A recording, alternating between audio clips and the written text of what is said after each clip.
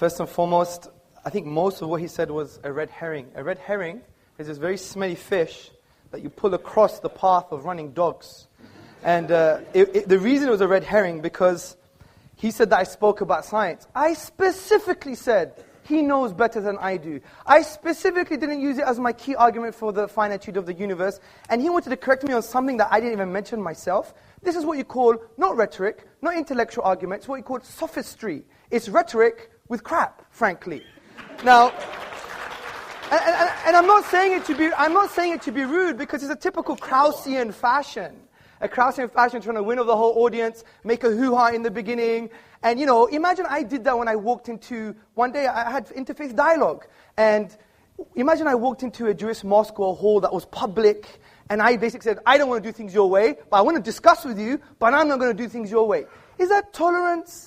Is that how you connect with other people? He wants to know about our tradition, but he won't even ask them, why do you have this? And another straw man, justice and equal rights. You think they're saying that because they don't have any justice or equal rights? My wife is up there, ask my wife. What's the matter with you? See, these presumptions from Fox News, you're an academic, but when you talk about Islam, it's based on the Fox News narrative, and I'm going to expose this in a minute.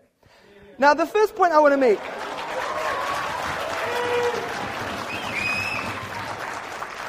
Now, you used the word a priori more than 3 times, but you rejected deductive thinking. I mean, isn't a priori deductive? I mean, you can't have your cake and eat it, sir. I tried to talk on your level. That's the first point. The second point I'd like to make. Actually, let me calm down. The second point I would like to make is that, see, we're not rejecting inductive arguments. Of course we're not. You're forgetting the inductive method, the scientific method. Do you know where it came from, sir? Do you know where it came from? I know. In fact, there's a remarkable scientific mathematical tradition in the Arab world, if that's what you're going to talk about. I'm going to talk about Ibn al-Haytham in his book on optics. Yeah. Read the works of David Lindbergh and others, historians of philosophy and science. And they say it came from Islam. You know why? Because Islam doesn't reject... No, they came from the Arab world. They didn't come from Islam. Well, let me give you the link. Let me give you the link. Okay? أَفَلَا يَنْظُرُونَ إِلَى الْإِبِلِ كَيْفَ خُلِقَتْ. Have you not seen empiricism, the creative thing like a camel, and how it was formed or how it was created? This was the basis and this was the poetic justification for the entire scientific method. As Muslims, we go where the science takes us. But we're not stupid. Deductive arguments, they are necessarily true. If you wanted to discuss my argument, you had to break down the premises, which you didn't. You just talking about the infinite and the circle and the circumference. I knew we were going to do this because it's all mathematics. You remember what I said? No, it's a physical circle. Yeah, but let me make a point. I said the quantifiable infinite cannot be actualized in the physical world, something that you agreed with. 1 second. And I said there's nothing wrong with the qualitative infinite. And qualitative infinites can exist infinitely. For example, mathematicians discuss. Yes, so where's the infinite there? That's the length. You think this is a length is a physical quantity? That is. Length a physical quantity? That is, yeah. Okay, the length of this and the length of that, okay, the ratio of those two lengths is an infinite number. Yes, of course it is. Okay. But what is that length? What is that length? 1. This is a length 1. Is 1 Kraus. Okay, These are pi Kraus. 1 second. Can you measure the straight line and can you measure the circumference? Yes or no? I can measure it. Well, that's quantifiable. Yeah. What you're talking about is in the mathematical realm of discourse, which has axioms and conventions, which makes sense. I'm not disagreeing with that. I'm agreeing with what you already agreed with in your own book, which from a quantifiable, discrete perspective, you can't have an infinite. That's the point I'm trying to make. Discrete. The discrete parts. But who says it has to be discrete? Oh, but that's your presupposition. Your presupposition. You brought your assumptions, Fox News, by the way, and other stuff, and you think you've got an answer. I have time. Let me finish this, please. Okay, because we're going to teach you different calculus. Newton invented a long time I know, ago. but calculus is based on axioms and conventions in the mathematical realm of discourse. It describes how things work. Yes. Let me make a point. So, that's the first point. Oh, dear. Okay, then you spoke about, for example, 0 is simple as Occam's razor. Again, you've misconstrued what Occam's razor is. Occam's razor is not only the simplest explanation, but it has to have greater explanatory scope and explanatory power. 0 has no explanatory scope or power concerning the origins of the universe from that perspective. I'll explain it how it does. The other point I like to make is you spoke about, for example, hell and justice, and look at all these people that are going to hell. Again, another huge straw man. You've misrepresented Islamic theology. We have a very nuanced theology, sir. I think the best thing to do, if you were sincere, you would have said, you know, Hamza, I don't get this. I haven't read this before. I'm just making my own mind up because I watch videos of Christopher Hitchens and he's an authority to me. I don't know much. Can you tell me what Islam says about this issue? That would have been better, wouldn't it? But again, it's a straw man. And when it comes to things like hell, we believe God is all just and all merciful, okay? No one disagrees with the concept of punishment, okay? You're not going to disagree with the concept of punishment, are you? So when it comes to people who haven't heard about Islam, there's a whole array of theologians like Ibn Taymiyyah and Al-Ghazali who said that there's going to be another form of justice for them. They may be tested on the Day of Judgment based on other prophetic traditions. It's not as simple as that.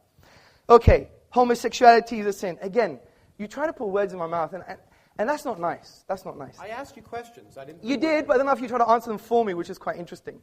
Now, see, we don't believe homosexual tendencies per se, are sinful. It's the manifestation of the homosexual act in public is sinful. Because we believe in our theology, let me just make the point, that we're given a package. We all have tendencies. People have tendencies, you know, the polygamous, for example, or other people have tendencies that may be seen negative or taboo. Other people have tendencies concerning various different things. And we believe this is a package that God has given us. But we have an empowering philosophy which says that God, okay, when He gives you these tendencies, whatever they are, whatever kind of inclinations we have, we use our aql, our intellect, by understanding the divine reality and what He wants from us, because God would know me better than I know myself. And He would say, fine, you have these tendencies, this is how you shape them. This is how you control them. Like, we don't believe in, like, we should be agitated purely based on the bestial aspects of man, whether it's heterosexual or homosexual. And by the way, you know, saying off to your mother is equivalent major sin as being a homosexual. So the point I'm trying to say is we don't condemn people per se. We don't say, you know what, I'm going to kill you. We appreciate every human being. They have spiritual needs, but we're not going to make up our own religion. We're not going to follow the Krausian religion, whatever he says. We're going to follow the divine reality. If he says homosexuality is a sin, it's a sin. Just like drinking alcohol is a sin for the Muslim. Or, for example, being harmful to human beings is a sin. Right? Just because I have a tendency and I'm a martial artist and I want to harm people, does that mean now, you know, God is wrong just because I have that tendency? I mean, that's not right. Anyway, I'm still looking for some strong counter-arguments you made to my points.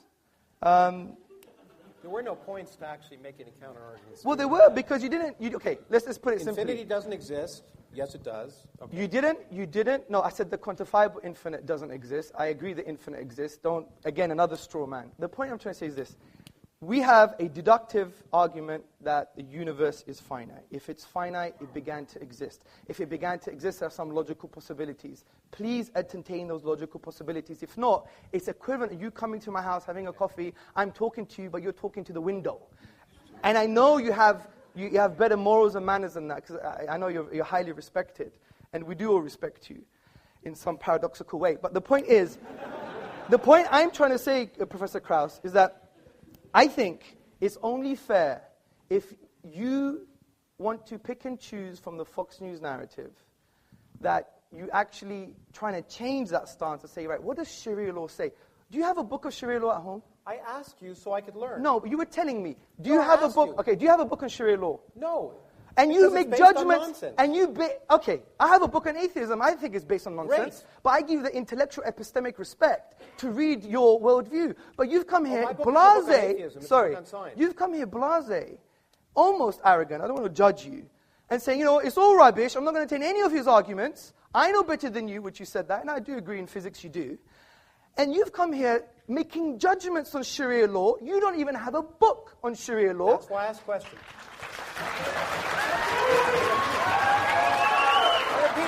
And the point is... I'm sorry, that's why I asked questions. I asked you questions so I could learn. I asked what you thought as someone whose opinions I'm supposed to respect. And I wanted to know, did you think it was wrong? And I wanted to know why. There's no sense why homosexuality is wrong. I wanted to know what common sense tells you that homosexuality is wrong, except some self-proclaimed prophet telling you with no evidence. There's a different point. Okay.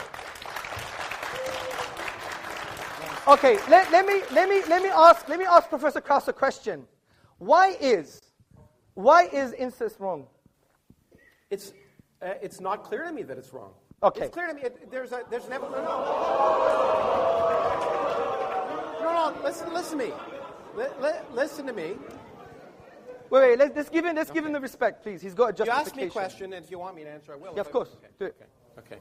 The point is, most societies have a taboo on incest, and it's an empirical one. Generally, incest produces genetic defects. Yes. Okay. And so in general, there's a physiological reason and a societal one why incest is wrong. Yes. Okay. But if you ask me the question, is it? And this is an interesting question. By the way, there's an ingrained incest taboo in almost all societies for that reason. Sure. Because societies want to persist, so it works. But if you ask me a priori, for example, the question, if a brother and a sister loved each other and used contraception, is there something absolutely morally wrong about that? And that, by the way, and it was once, and they went off and it didn't affect anything else, I'd have to think about it because I don't think there's any absolute condemnation of that fact. If they love each other and care for each other and they go off and it doesn't affect anything else, okay. Would I recommend it? No. Would I be particularly happy about it? But would I be willing to listen to those arguments if they were rational? Maybe. Okay, good. So, see, this is precisely the point I'm trying to make, Professor Kراus, is that I find it quite interesting. Someone who adopts an atheist position would have strong moral judgments about a religious tradition, whereas your moral judgments, at best, are relative and subjective. Now, when you look about moral theory, from an Islamic perspective and a religious perspective, you see that objective morals, that even pointing the finger and saying, you're wrong, you're nonsense, Sharia law is backward, these kind of strong emotive things, I think we can only be that emotive and strong in an objective sense if you have God as a grounding for your objective moral values. Because if you take God out of the picture, he's the only concept that transcends human subjectivity. Social pressure, that doesn't work. Look what happened in Nazi Germany. For example, evolution makes it end up being ephemeral and empty. If you look at the philosopher of science, Michael Rules, he said, you think loving thy neighbor as thyself is like you're referring above and beyond yourself. But essentially, it has no true meaning. It's just a product of survival and reproduction. So from this perspective, you don't have an ontological grounding for objective moral truths. The best you could do, what a lot of atheists have done, is, we believe in moral realism, which is moral truths are just moral truths because they are. Well, Islam just is, and the Prophet Muhammad upon him peace just is, and the Quran just is. That's not an argument. So the reason I asked you that question, sir, was to say, how on earth, from an intellectual perspective, can we point the finger at religions from a moral perspective? And especially the irony is, most of your articulation against Islam has had a moral vibe to it, not a rational one, because you didn't deal with the premises of my argument. I did. No, you didn't. You talked about infinity. And I talked about causality, infinity, the words that you were throwing out. Yes, and what did you say about causality? I said, in fact, that it's quite likely that beginning of the universe causality isn't a good question. But if you understood the physics, you'd understand it. Your presupposition of causality... No, it's not my presupposition. It is. It's time doesn't exist. Yes. Space doesn't exist. Okay, think about the statement, something produces an effect. Mm-hmm. Where is time as a definition there? Produces. No, it could be atemporal. What do you mean atemporal? You explain to me clearly what you mean in a physical way. And okay? Don't just give me English language. Give me a physical example. Okay, let me give you, like your nothing is a physical example, yeah? Well, you haven't described what my nothing is yet. You read the preface, like a number of people did, but I don't know if you got very far. Actually, I read the whole book. I liked it. What's my nothing? Your nothing is... What is my nothing? Your nothing is quantum. No. It is. No. No space, no time, no laws, no nothing. But that's still a quantum haze.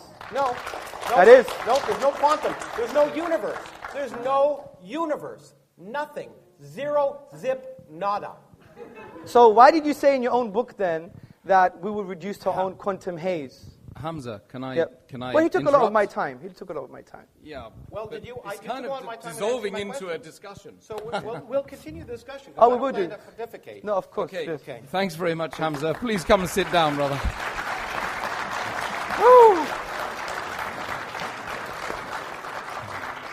I didn't want to stop you in mid-flow there, but over to Professor. There must be some Greek in Professor Kráus. Yeah.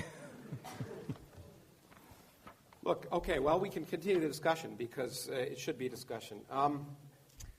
My point is that the question, I repeat again, is what's more sensible? And what's more sensible, ultimately, is what produces more rational actions. And I'm sorry, if you talk about tolerance, I get so tired of hearing people talk about tolerance, but then I hear people talking about blasphemers. I should be allowed to blaspheme all I want, because ridicule is an important part of inquiry and discussion. Sometimes ridiculing something illuminates it. And I hear about blasphemers, I hate to say it, and this may be a complete misapplication of Islam. It could be that Islam, as it's practiced in many countries in the world, is a misapplication of Islam. But all I can see is intolerance when I see those principles applied. Intolerance to blasphemers, intolerance to homosexuals, intolerance in general. Now, the other thing I want to say is this God, if we ask what's sensible, why would we think that this unproven God that is supposed to be the basis of not just Islam, but all religions, different gods, different characteristics, but the Islamic God, much like the Judeo-Christian God, is a real creep. This is a God worse than Saddam Hussein.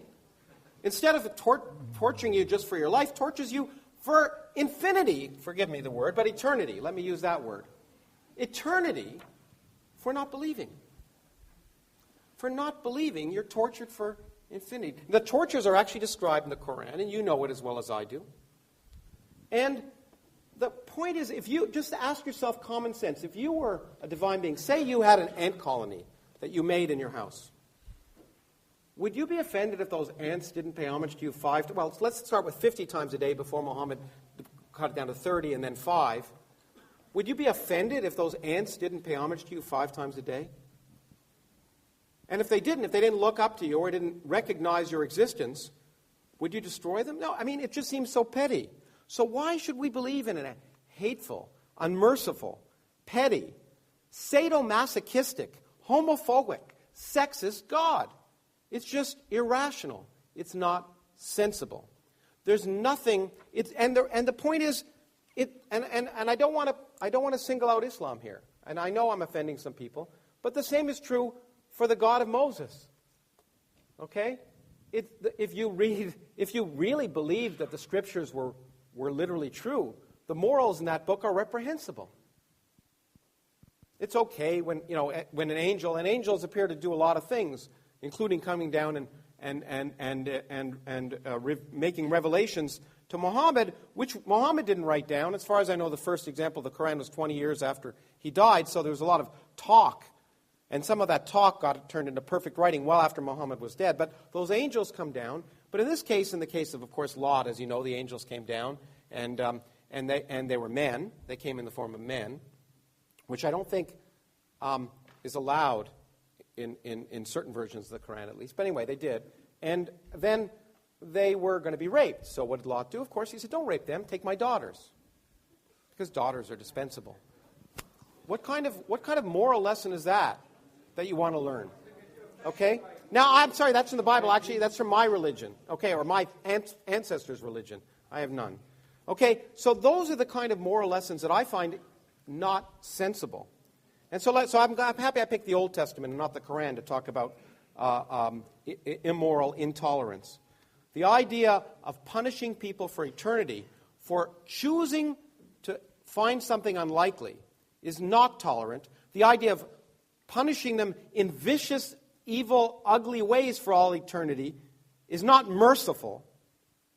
It is the opposite of rational common sense. Now, in terms of explanatory things, let me just spend a few minutes teaching a little bit of science.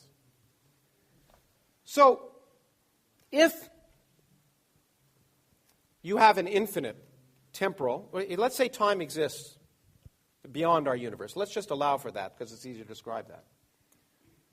And let's say our universe, a universe can, given the laws of nature, spontaneously come into existence. Okay?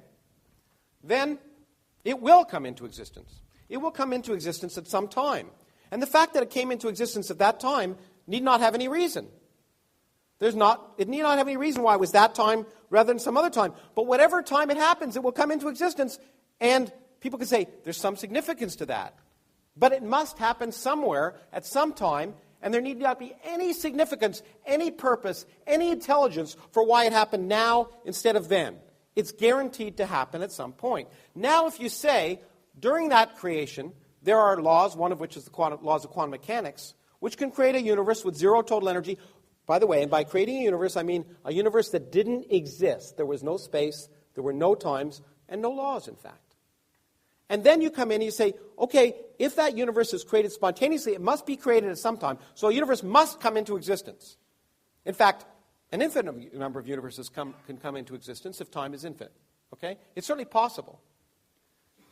Then a universe will come into existence, and you can say, let me predict the properties of that universe. Well, lo and behold, the properties of that universe happen to be exactly the properties of the universe we live in, including the structure of the fluctuations of cosmic microwave background that collapse to produce all the galaxies and all the stars and the planets and you and me. That's explanatory.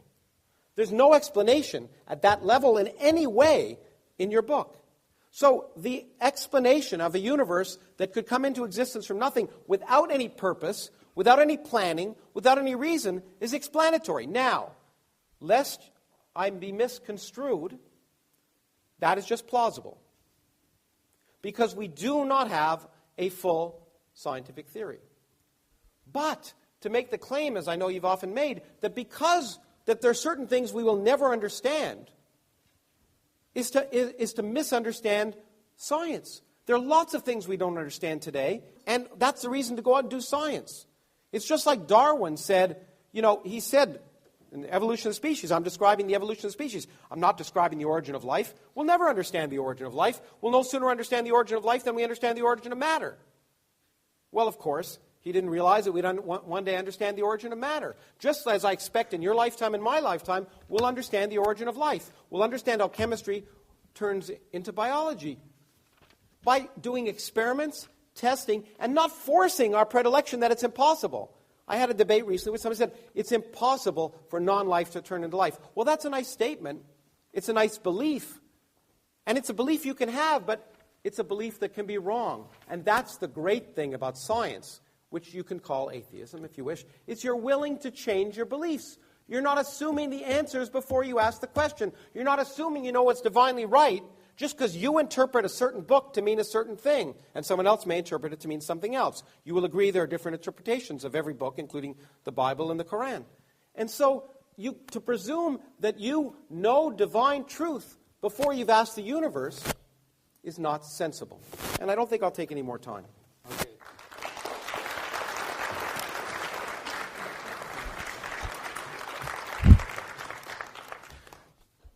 Thank you, Professor Kراوس. Now back over to Hamza. 3 minutes it will be, thereabouts. Thank you, Professor. Thank you very much for your presentation. Now,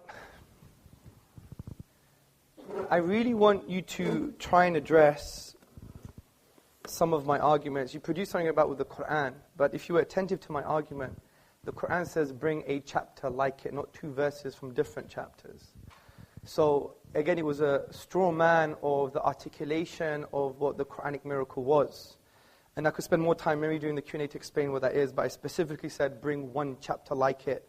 Your computer model, which I like to see evidence of, by the way. But who just decides what's like it? I mean, do you decide or do I? Okay, is that a different question? To me, Shakespeare is more beautiful than the Quran. That's fine. Okay. But, or James Joyce. Yes. He doesn't use iambic pentameter. I understand, sir. Okay. But what you have to understand, sir, is that I repeated maybe more than once. It's not based on aesthetic reception and your opinions on beauty. Who determined it?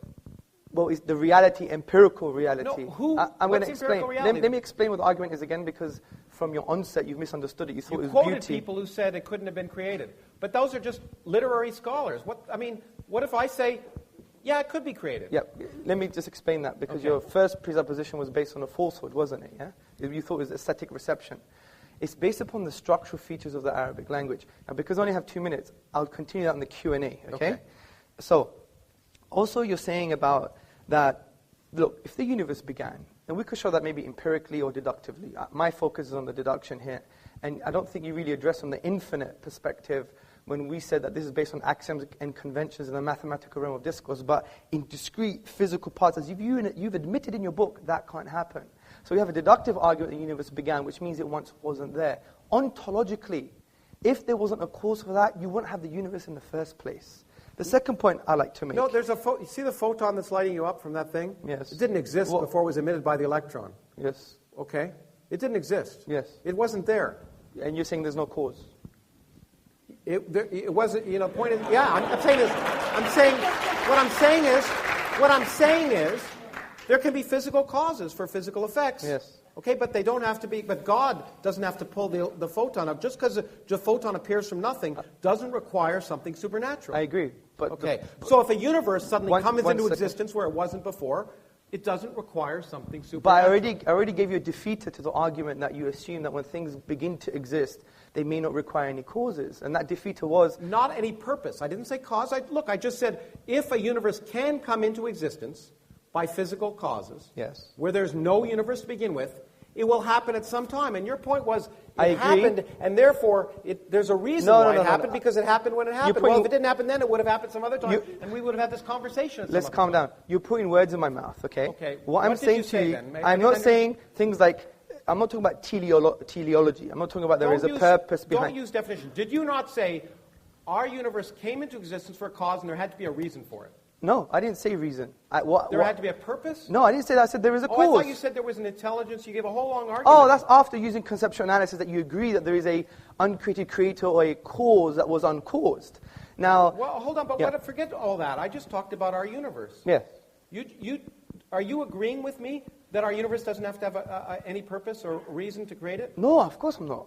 I don't agree with you. Well, but that's not my argument. My argument is, deductively, was the universe once absent? Yes. Yes. If that's the case, then ontologically, which means the nature and source of reality, is that it couldn't have come into being without a cause. Well, okay. First of all, I hope it's that way, because that'd be easier to understand. Yes. Okay? It's possible that it's not that way.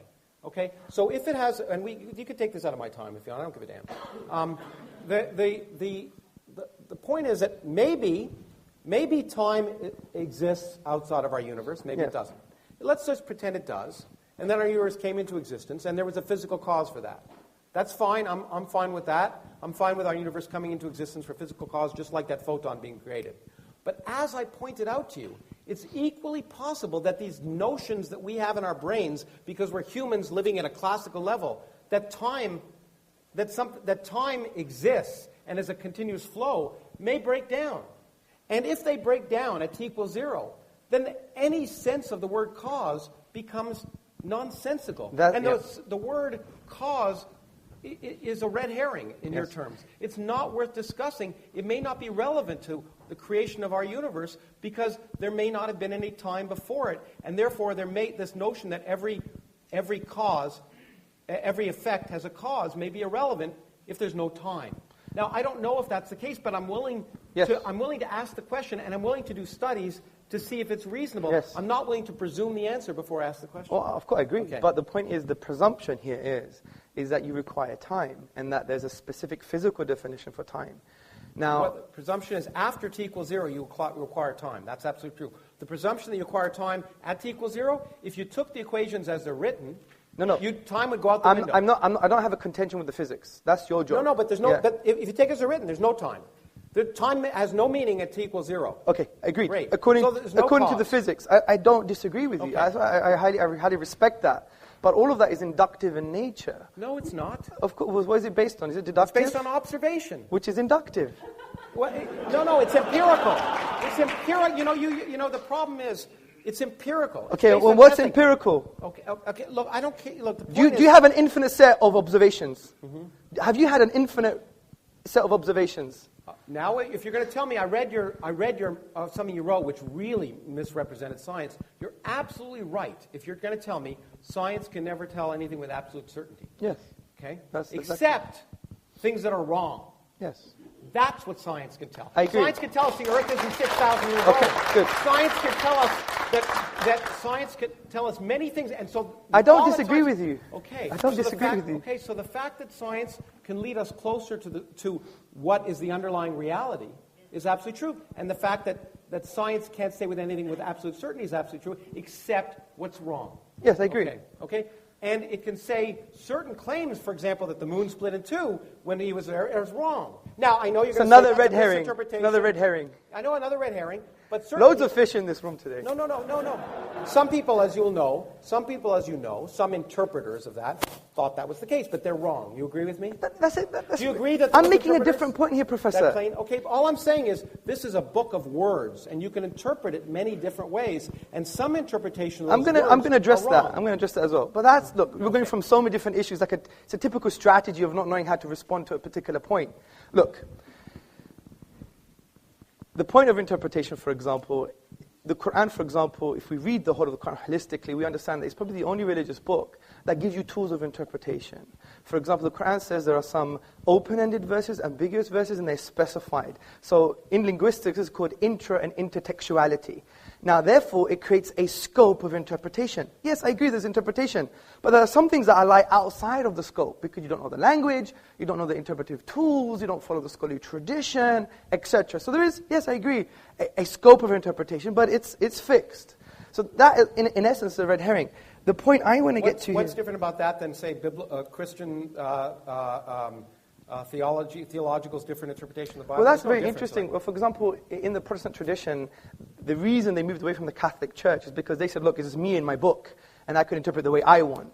But now a lot of Protestants are coming back to the Catholic tradition because they're saying, how do I understand God's word? And that's why they see the church entity as an interpretive authority, do you see? So obviously they have their own confusions, but the book doesn't tell it how to interpret it. That's why you have the German School of Systematic Theology. The Catholic Church, which now accepts evolution, for example, would say, you're right, the book doesn't tell us how to interpret this ridiculous first... But I just want to get back to my original point, which is... So there's nothing unique about it. You keep pretending Islam is unique, and I don't see it. Can we deal with a point at a time? Okay. Yeah, okay. But you throw these things out. We believe Islam is not unique. If I don't challenge them, then we don't believe Islam is unique. We believe it's a universal message that believes in one true God. Don't enslave yourself to your ego and your desires and the bestial aspects of man or to the social pressure, L'Oreal because I'm worth it. But free yourself from these shackles and worship the divine, which gives you true freedom. Because if you want real liberty, interestingly, the word ruh in the Arabic language means soul or self. And it comes from the triliteral stem. Soul or self? Which one? Both. Okay. In different contexts, okay? We just be nuanced, okay? Yeah. Not reductionist. So what's a soul? You want to tell me what a soul is? Well, when you die, you'll find out. Let me just get my point.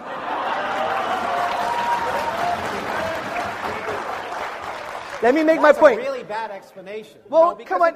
Because it gives me something I can't test. Listen, I'm the Greek. I'm supposed to be full of sophistry and rhetoric here. Well, you are, but that's true. Okay. The point I'm trying to say is that the word ruh etymologically shares the same meaning with the word raha, which means liberty and serenity. And interestingly, we all want to seek this type of liberty, but the irony is, from an existential perspective, what does it mean to exist? Who am I? We're all in a state of slavery because your birth, sir, your birth, madam, is just like the American writer once wrote. We're born and then we're sold into slavery. You never chose your birth. Well, it was Rousseau who said that. Man is born free and lives forever. Yeah, exactly. Okay, well done. Good. So let me get poetic here. Yeah. Okay. So the point is, we don't choose our birth. I didn't choose I was going to be Greek looking like a Pakistani.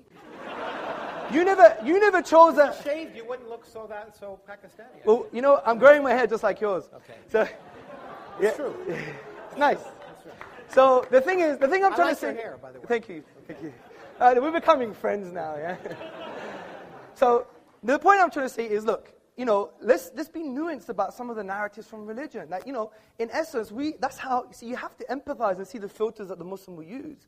And that's why a Muslim woman who may cover her hair, a Muslim man who may grow a beard, these are not reasons because it's like this kind of ridiculous type of blind slavery. We really understand that the only way to free yourself from the shackles of the ephemeral nature of social pressure, because we're social animals, of the very fact that you didn't choose your birth or your ethnicity or even your own gender, you free yourself from these shackles by what we call ubudiyya, a servanthood to the divine reality. But the question I want to ask is it sensible? So why is it sensible for a woman to be covered up and not a man? Well, I am covered. No, you're not covered up. You're not covered up. You're not put in a bag like some of the people back there. Well, it's not really a bag. No, it is. Yeah? As far as I'm concerned, it is. Okay, look, that's a different question. I'm not going to get into the moral judgments from certain traditions, because at the end of the day, and by the way, they're all only Islamic. I mean, if you want me to offend other religions, I'm happy. No, I'm not saying that, Karaus, but someone who is rationalizing incest doesn't have no more high ground to point the finger at Muslim women. I mean, and the other point. No, but let me finish. I explained why. Let me complete the sentence. I'm sure it wouldn't go ad infinitum. Okay. Let me make my point. Well, we could go ad infinitum because it could last an infinite amount of time. Potentially. So, not actually. You agree? Potentially, yeah, but not actually. That was my point, which you misunderstood. So the point I'm trying to say, Professor Karaus, is that, these pointing the finger at other traditions, where is your ontological basis for an objective moral value like this? Well, in fact... Is it objectively wrong that she's wearing a bag? What? Is it objectively morally wrong? And how is it objectively morally wrong? I asked if it's sensible. Okay, is it sensible? Okay. And so my question to you is, it seems to me that given the fact that I happen to view women and men as, we have differences, inherent genetic differences. Of course, yes. But in every other sense, we're equal human beings. And in fact, in many senses, as you know, there are advantages and disadvantages. We don't disagree with that. So I do not see any reason to treat women differently than men. It doesn't make sense to me.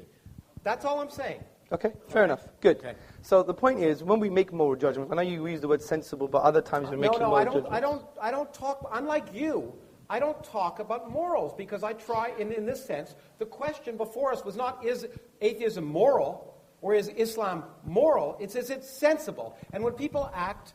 So why have you spent 25 minutes pointing the finger and making moral judgments rather than trying to deal with my argument? I didn't make For example, you thought a moral judgment about your misinterpretation of whether infinity is allowed in physics. I didn't make a moral judgment. I never said that. I made a factual I never said that. I said it makes sense in physics because you need the mathematics to correspond to physical reality. I don't disagree with that. I am saying... So you need the mathematics to correspond to physical reality. Is that what you just said? Yeah, of course you do. According to physics. Physical reality can allow for infinity. According to what... I learned a lot from your book, actually. It was quite interesting. You said, even in your book, I think it was page 81, you said that essentially, there's the maths, and I need to improve my physics to ensure it's in line with the math. And interestingly... No, I need to improve my math to ensure it's in line with reality. Okay, good. So what is the evidence of experiment? Yes, good. So if my math doesn't agree with the evidence of experiment, then I change my math. And that's why I think, and I don't want to build a straw man, you made a conclusion in your book. You said, this is why you can't have an infinite anything. No. You said that in your your book. book. Show me where I can't have an infinite anything. Yeah, Did I talk about infinite energy density? Let me talk find... about whether the universe might be infinite? Let me find it for you. And by the way, if I did, I was wrong.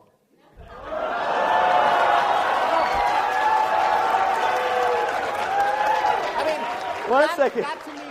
That's honorable. That is honorable. That to me is the worst kind. That's honorable. No, that is honorable. I admit. Offensive about these arguments is you quote people as if what they say matters. But the great thing about science is there are no authorities. I agree. There are no scientific authorities. Everyone can be wrong, and we all are. That is honorable. That is honorable. I have people who claim to be, including Benedict, before he stopped being Pope. Yeah, 1 second. 1 second. Just bear with me. He wanted it here. It's here somewhere. No, I'm enjoying it. Please. No, this is good. Okay, so here we go.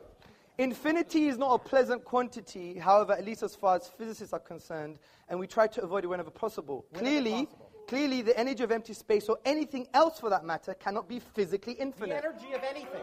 No. You said... Sorry. Or anything else for that matter. The energy of anything cannot be physically infinite. Where's that there? The energy of empty space or the energy of anything else. You're reading another book now. I wrote that.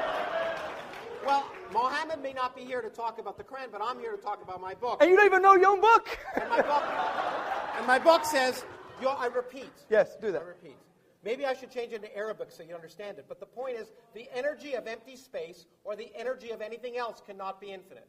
Okay? Okay, That's fair enough. what I said. Okay, good. So really, it's suggestive of my point. No. Sorry. It didn't say space cannot be infinite. Did you get this sign, by the way? It didn't say space. Oh, yeah. It didn't say space cannot be infinite or time cannot be infinite. Good. Because they perfectly well can. Okay, good. But there's another point you made. Wait. The other point is... I mean, you're making a big mistake to try and talk... No, I'm not. You'll be happy to show me what you said if I misquote you. Listen, okay. Professor Kراus, I can only read your words when you say, or anything else for that matter, means or anything else. But I know I shouldn't have... I know... Was that paragraph about energy? Yeah, but okay, just ask me. Also, there's a context now. But when it comes to religion, there is no context. No, there is. But when it comes to physics, there's a context. No, I talked to you about the fact that different interpretations lead... Fair enough. I agree. I agree. People have interpreted the Quran incorrectly. I agree, Professor Kráus. But listen to this. What you have to understand is this. Do you agree that the universe started at a finite time ago? Do I agree? Yes. Because you made that point. 13.72 billion years ago. Yes. It's as far back as we can go to about the first millionth of a 10 to the minus 43 or something. Well, no. Does it change? Empirically, we know it to about a millionth of a second. Yeah. Okay, excellent. Of course it started finite time ago. Exactly. So, that, I said, was suggestive evidence for my deductive reasoning. Okay? Well, it was suggestive evidence for the Rig Veda, Akhenaten, I know. Good. Let's carry on now. Myth, it's just as beautiful. It was created. I agree. But then I said, but since we have the best possible explanation, which is an uncreated creator, or there is a cause that was not caused. Because I gave you all the logical explanation. This is the point. You should be attentive. No, I have the best explanation. It came from nothing by physics. Yes, but your nothing, is it really like nothing? No space, no time. Our universe didn't exist. So there was no quantum foam. There was nothing where our universe existed. There was no space and no time. Everything we see, this room that we're in, did not exist. When your friend Vilenkin comments on that... Can we have a Q&A, please? 1 second. So when your friend Alexander Vilenkin, who's a renowned cosmologist... a good friend. Yeah. A good friend. I mean, I read some of his works. It goes way beyond me. I have to do that. And in fact, you know what? Yeah. You know what? In fact, Alex Vilenkin, as you read in my book, as I did, in fact, he scooped me because he wrote... Yes, he did. I read that. Yeah, that was very interesting. Talked about a creation of space from no space. Yes, I agree. Okay. Recently, he has mentioned that there is a spatio-temporal boundary, right? No. What has he said? Well, he is, I mean, we can talk about the details of the instanton that he described. Yes. But in fact, there is no space at the central point of that. Okay, agreed. So my main point is that this evidence is suggestive of an evidence that is what I would call far more stronger. It has great epistemic value, and I'm going to end on this. Because it has great epistemic value, because as you admitted, the inductive method doesn't lead to certain conclusions, whereas the deductive method leads to certainty. Now, you can't get it all the time. Wrong. But no, if the premises... I can be certain about something be wrong. Can you? I agree. But Kráus, if the premises are sound and the logic is valid, it's still certain. You still have to prove to me... Yeah, but Kráus, Professor Kráus, you still have to prove to me that the deductive logic I used is unsound or not valid, and you haven't done that. Well, okay. If you don't think I have, I do. Okay, I'm really sorry to interrupt you, Professor Kráus. Hamza, you're going at it hammer and tongs, but there's a whole bunch of guys out there who want to sort of have a say, okay? Okay, guys, settle down. We're going to get the first question right now. Okay, my first question is to Professor Kráus, and this is just to sort out the whole thing we were talking about. I just opened up your page, and it says, nothing is something. There you go. That's the title of a chapter. That's the title of a chapter. Nothing is something, right? And you know what I meant? No, I'm going to ask my second question now. Okay. Your whole book is based on mathematics, and mathematics, as you know, is based on deduction. No, it's based on evidence. Okay, and you use mathematics throughout your book, and you say deductive... Show me the equations in my book. Show me the equations. Are there equations? Yes, they are. Well, they're one or two. The book's 200 pages long. Okay, let me just ask my question. My first question was, you said nothing is something as soon as you open the book. Yeah. Secondly, you said deductive method, deduction doesn't work, and maths is based upon deduction. No, I said it may not work. No, you said it in the opening. Deduction doesn't work, and your book is full of mathematics and deduction. Mathematics is based upon deduction. So how do you... it's actually a good introduction to logical fallacies. Oh. Professor, you want to say something? Yeah, okay. I mean, these rhetorical things are so ridiculous. But okay. I like catchy phrases. And when I said nothing is something, it's a chapter title. My point, which many philosophers don't understand, and I guess, anyway, is that nothing is a physical quantity. It's not a philosophical quantity. It's not an imaginary quantity. Nothing in physics is the absence of something. So therefore, to understand what nothing is, you first have to ask the question, what is something? And to do that requires a lot of work. It's required all of the work of the 20th century of a lot of bright people, experimentalists and physicists. So what I tried to do is explain what we mean by something so that people could actually learn what you mean by the absence of something. I tried to be very clear and accurate.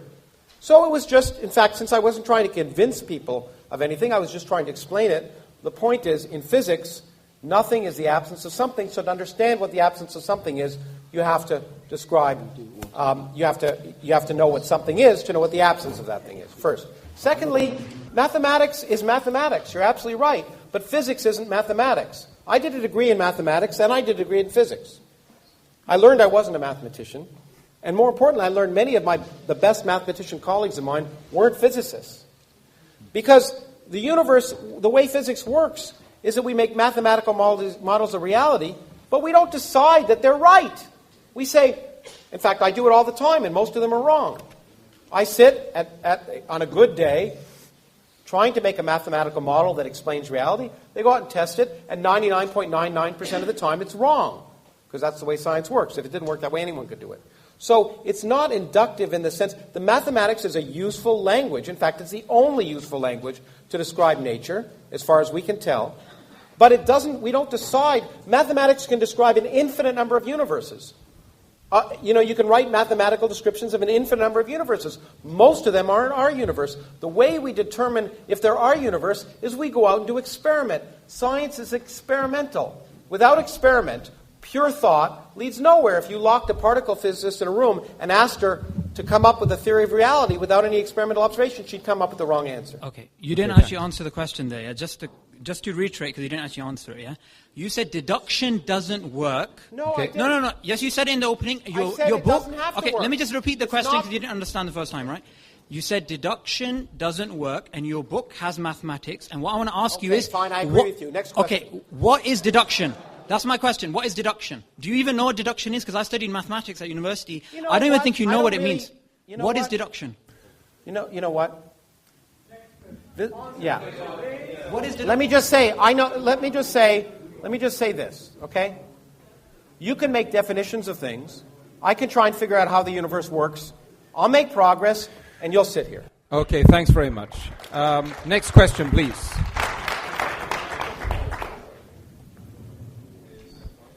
My question is to Hamza, and it's about the things he said about science and Islam. He's done a research paper on embryology within the Quran, and the idea that I'm getting is that it's sort of better to actually understand Arabic more to get more scientific ideas out of the Quran. But where is the LHC equivalent in terms of Islam? Where's that? What is the LHC equivalent? LHC, Large Hadron Collider equivalent. Large Hadron Okay, Collider. in Islam. Yes, or genomics. I mean, wouldn't it be a better idea just to study the Quran and come out with these results? Okay. And when can we see those That's a good big question. results? The first point is that essay that was written wasn't to show that the Quran gives science. If you read the essay, it basically says the Quran is very general and at most places concerning science quite ambiguous. Now, in Islamic theology, these verses that we call teleological, they're there for specific ends, just to make you think. Like, frankly, only someone really silly is going to think that you're going to find quantum physics and embryology in a holy book, because that's not the divine, that's not the will of the Creator. And St. Augustine said for the Bible, too. The Bible isn't scientific. Yeah, but it's not a scientific book. Like Al-Shatibi, he was a theologian, and he said, look, this book, the Quran, is there to make you think about the most important questions about life.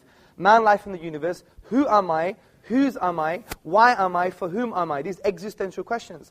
And I yes, agree with that, by the way. I think it probably is that. Thank you, sir. Okay. So the point I'm trying to make here from the embryology perspective is to show not that the Quran is scientific per se, but that its language is not representative of a 7th century science. That was my main point. So it's got nothing to do with the fact... Wouldn't there be more? Sorry? Wouldn't there be more science in there? No, but why should there be? My main... Well, in some cases there is, but not in terms of here are the details. It's more like, the unique thing about the Quranic discourse, for example, when it talks about natural phenomena, it will present a word, for example, and that word will have a scope of meaning, and you could check this meaning out for yourself. And interestingly, it's aligned with past errors and future accuracies as well, which is very interesting. So, yeah, but I would argue that in some cases that you do see future accuracies. However, I don't believe. Let me make my point. My argument for the Quran is not a scientific one, because I believe science, as Professor Karaus admitted and really didn't answer somehow, was that the inductive method doesn't give you certainties. So we believe the Quran we can prove deductively, and it tells us to do the science to see how things work. We may be wrong, we may be right. So it would be only erroneous to say that something that is deductive can be proven via something that's speculative or inconclusive. And this is why, I empathize with you, the current trend in our modern, what we call da'wah, propagation of Islam, is heavily reliant on science. But we have to understand what science is. That's why I wrote the essay on have we misunderstood evolution. I don't deny the science of evolution. I just go to modern academics on the philosophy of science. And there are issues, like the problem of hard or weak empiricism, the problem of induction, falsification, and so forth. So from that perspective, I think you've misunderstood the point of the paper. But I hope I elaborated. To suggest that evolution was not as well and tested a scientific idea as gravity or quantum mechanics. We make new drugs based on it. In fact, the evidence of evolution makes evolution a fact. Okay.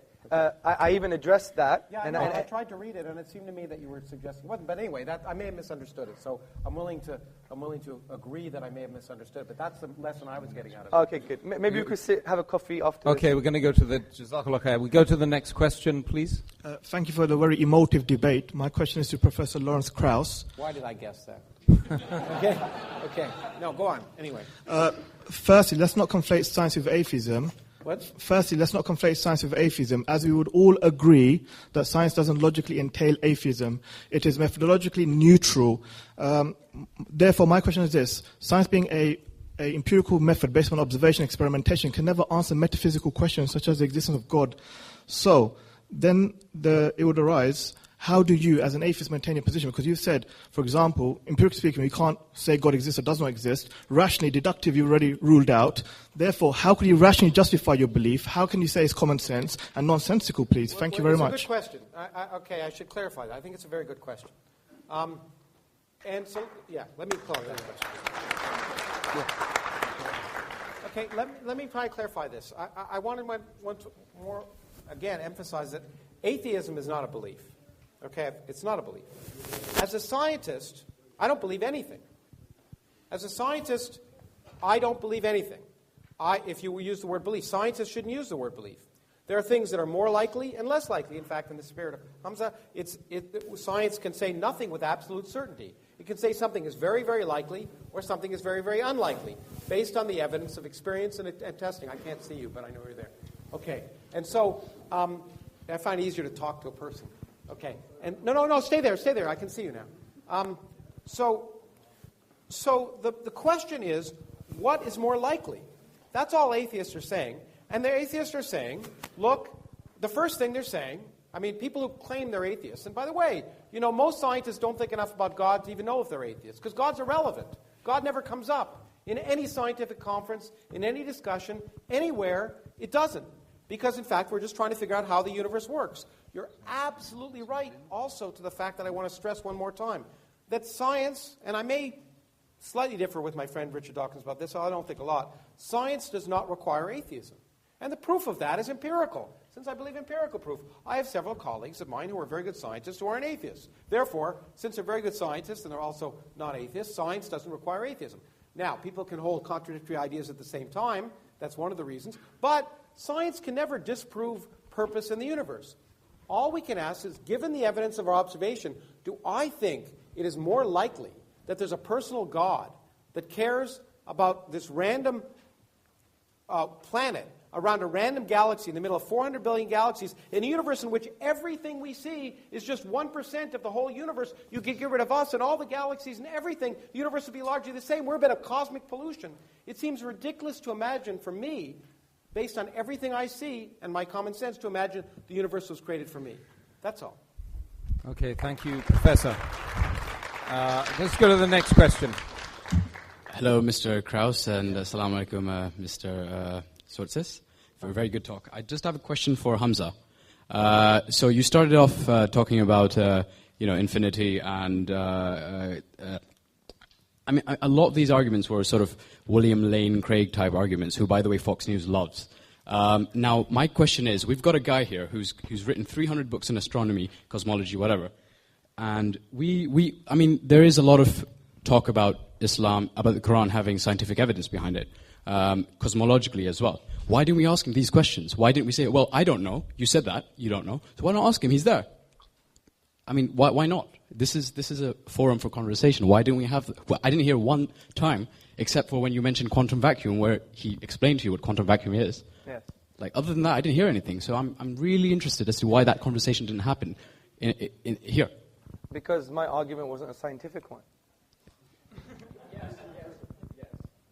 But I could do that in Starbucks or for the leftists amongst you in another coffee shop. Just like William Lane Craig often tries to No. use the evidence of the Big Bang. No, let's be attentive to my argument. It wasn't a key premise. Yeah, it was. Absolutely. I even repeated. Well, I guarantee you, I agree with you. It was not scientific at all. Exactly. Well done. So, my point was, it was just suggestive.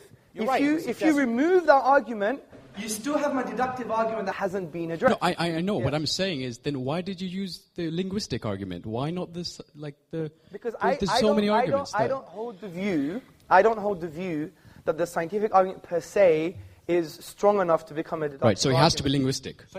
So let's make No, there's many others. There's historical, there's numerical. I could give them to you now. Historical is also based on evidence. Let me make this clear, because it could be a real difference, and it should just represent our fundamental differences. Yeah, of course. You don't believe that your beliefs should conform to the evidence of reality. No, of course not. Okay. I don't. Good. Okay, no, but good. Well, that's fine. But That's Kraus, you just even agreed that science itself, which we love and we think is a mercy from the divine reality to use, that has correlated verses indicating we must use reality and be empirical. You've assumed that empiricism itself would lead to an understanding of reality, absolutely. But you agreed that's not the case. I never said any absolutes. I've always said plausible, likely, unlikely. That's the way science works. And the whole question here is, what's more sensible? And the point is, once again, I said empirically, 1,000 religions, you're all atheists for 999 of them, I'm just an atheist for one more. Yeah, but this is precisely my point. Yeah. Why would I, therefore, use an empirical inductive method to form beliefs that I believe are certain? That would be obnoxious of me. So what I do is, if I believe something is so certain as the existence of the divine and the miraculous nature of the Quran, I'm not going to use an inductive method which is speculative and probabilistic, which you would even agree ranges from 0 to 99%. I would have to rely heavily on what you would call other methods, epistemic routes to knowledge, such as deduction. And are they sensible? And they are sensible. And here's the question, as Carl Sagan would have said, extraordinary claims require extraordinary evidence. And the claim that you're absolutely certain of the truth, that you personally are absolutely certain of the truth, is a remarkable claim. No. And the evidence you presented was not... Straw man. I'm absolutely certain of very basic truths, and this is called epistemic foundationalism. No, I don't have that presumption. I'm not that presumptuous. Well, you obviously have a presumption that induction works. That's the truth in itself. No, I don't have the presumption that I know the truth. Let's presume there's more questions as well. Okay, let's go. Hi, my question is for Hamza. Oh, yes. My question is, I just want to clear something up before I go on. Do you think that logic and science are two separate paths to truth? Because Professor Karaus here is taking the scientific approach, you've been taking the logic approach. Do you believe they're mutually exclusive, that you can have a logical... No, of course not, because you can have a deductive argument that its premises rest on induction. So that's fine. And an inductive argument, by definition, is empirical by nature. But the point I'm trying to say is, there is a difference between induction and deduction. That is a clear distinction. Well, sure. Exactly. So the point is, if we do have a valid and sound deductive argument, then for God's sake, let's address it. Not just say, oh, you guys put women in bags, or you scratch your ear on a Sunday, or you don't clean your earwax, or all these kind of random red herrings that were coming along, right? So the point is, I tried to ask empirically what's to me, and maybe this is a different word. Maybe we should have defined the word sensible. Please, yes. Sorry. Could I interrupt? Sorry, that wasn't the question. My question was that if you think logic is, you said you didn't think it was independent, but do you think that your premises, because that's what your arguments rest on, are informed by empirical evidence? Some of them are supported, but the majority of them are deductive themselves. Okay, next question. And that's what makes deductive very strong. If you have premises that are deductive, and the conclusion is sound and valid, therefore it's a deductive argument. So that makes it a very strong argument. And that's why I said it would be irrational to take induction over deduction if you have a deductive argument. How do you know that they're valid if you don't test them? Because you know them conceptually and metaphysically and philosophically. Just like that woman knew to drown her 4 kids. Yeah, but, okay. No. Okay. No. Let me address this question. Sorry. The interesting thing is, your very statement is a metaphysical statement. It could be translated metaphysically. For example, induction is the only method to use to try and establish or know reality. That statement itself is self-defeating. It can't even be proven by empiricism. It's an inductive statement. So the point is, I give an example. It's like you have this almost crude. I don't claim to know what's valid just by knowing it. No, but you have to in that very statement in itself, because it's almost like you're presenting this crude scientism or logical positivism. Stop using words. Talk to me in English. Okay. Oh, but when you use words, it's great. When I use words, I can't do that. I don't think I've used very much jargon at all. If I did, I apologize. Okay, scientism is, let me define it for you. It is the assertion that science is the only way to form conclusions about reality. Okay?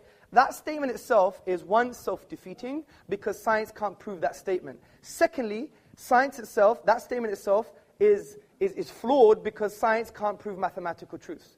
Also, it can't prove ontological truths. It can't prove moral truths, historical truths. If you study epistemology... Sorry, excuse me, sir. How do you know it can't prove historical truths? Let me make a point, sir. How do you know it can't prove moral truths? So you're making these Okay, let me make my point. How do we know Aristotle existed? There's lots of evidence. Okay, let me give you a piece of evidence that I know. We know him through Plato. Okay? It's highly likely that he existed, which is what science would say. Yeah, but let me make my point. Even anyone studying epistemology, which is the study of knowledge and belief, you would know that the majority of your opinions in this room as well is based on non-empirical evidence. Let me finish. I understand that could be wrong. Yeah, but Aristotle may not have existed. Yeah, but you're missing a point. I'm trying to show you there's other routes to knowledge, sir. Such as testimony, for example. Authentic and valid testimony. Oh my goodness. You really believe in testimony as proof of do you really believe that? But Professor Kraus, do you really believe that because I say... Let's not dig a hole for ourselves. Someone did something, it happened? Go to the Berkeley website on the scientific method. It says one of the majority aspects... I don't go to websites, I just do science. Yeah, okay, well, that's very great. Well, do this science then. Listen to this science. The Berkeley website says the key part of the scientific method is also the workings of other scientists. That you test and you don't trust, and you repeat their experiments because you don't trust them. Yes, I agree. Wait, but there's a lot of science. You don't trust other people's results. Excuse me, sir. There's a lot of science that requires testimony, yeah? What? Lots of science. What? Okay, I'll give you an example. Have you done every single experiment concerning evolution? No. So you believe it's true? Thank you very much. I don't know. What else do you want to say? Do you want me to answer? Do you want me to answer? Do you want me to answer a question? Of course I do. Of course I do. You gave an answer before I even answered it. Come on. Okay. You're accusing me of things I could do. Yeah, no, I'm learning from the best. I told you, I don't believe in anything. I think, based on the evidence of my experience, and everything I see in the world around me, that evolution is highly likely. Okay. And that's what I would call a fact. So when you had an interview... Unbelievably highly likely. Okay. As highly likely as even though I haven't ever been in space, although I wouldn't mind. Look, I believe in gender equality, and the only woman who wants to answer a question in the room right now. She's standing there. Let's do it. Okay. I applaud that. I applaud you for that. I just wanted to make a comment about the incident that happened before this event began. I acknowledge that the brother who couldn't find a seat where he was coming from, but I believe that he has a right to sit where he wanted to, but there has been some misunderstanding. Firstly, Islam makes it very clear that equality is incredibly important, and that no black man, for example, is superior to a white man, and vice versa. But the issue here was not one of superiority, as no one imposed segregation upon him. He was allowed to sit with the ladies at the back, and he was also allowed to sit at the front with females. But if some of the ladies chosen to sit at a distance from the men, why must he impose himself upon us?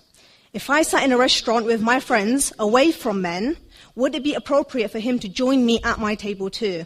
And I'm basically offended by his disrespect for my values.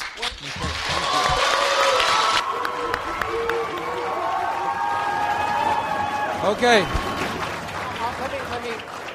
Let me respond. Although I'm not the organizers, let me respond. Look, the point is, as I said, I don't think people should be uncomfortable. Okay. And they should move if they're uncomfortable. However, you chose to come to an event that wasn't segregated. If you felt uncomfortable by that, I think you have the right not to be here and watch it on video. But you chose to do that. And therefore, and I realize that you may be uncomfortable sitting with men, and I respect that. You shouldn't be forced to do that. But if you choose to go to a hockey game or a what do they call it here, football game, which is really soccer, then you subject yourself to the social conventions of the time. So I respect your desires, and I don't want you to be forced to do that. And in fact, you should have moved away if it was offensive. But the point is that this was a non-segregated event, and you knew that coming in, and you therefore were subject to the possibility that you might be near someone, and that was your choice. Thank you very much.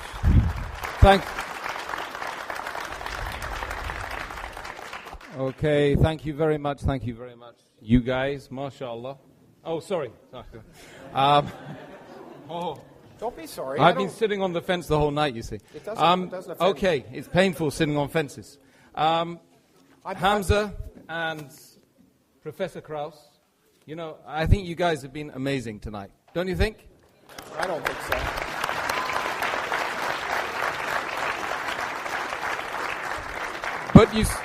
But you still got to convince the audience up there, so you've got 2 minutes each. Oh, well, no, I'm glad we had more dialogue than, as I once said, because I just think the debate format is a stupid format. Forgive me. It just doesn't lead to the kind of interaction. Actually, there's been some positives that have come out of the fact when Hamza and I have talked that have been much more positive than when people make these rhetorical long statements and trying to find things and try and sneak the other person into some logical contradiction. It's just not good for education.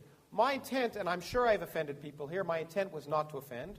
I always offend, and I offend some of my scientific colleagues too. My intent was just to raise questions and encourage people to think about issues.